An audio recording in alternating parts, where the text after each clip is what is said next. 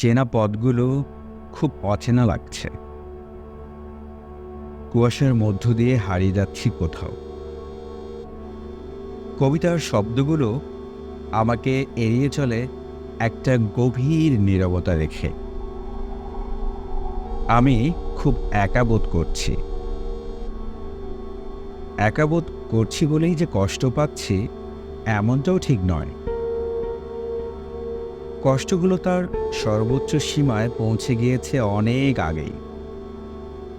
এখন সেও আমাকে বন্ধু ভাবতে শুরু করেছে। তবে মাঝে মাঝে খুব বেশি ভয় হয়। আবেগগুলো আমার মাঝে যতখানি ঝড়ের মতো ঘুরপাক খায়, তা শব্দে ধারণ করা কঠিন। ভয় হয়, তবুও অনুভব করাতেই সুখ, যা সংজ্ঞায়িত নয়।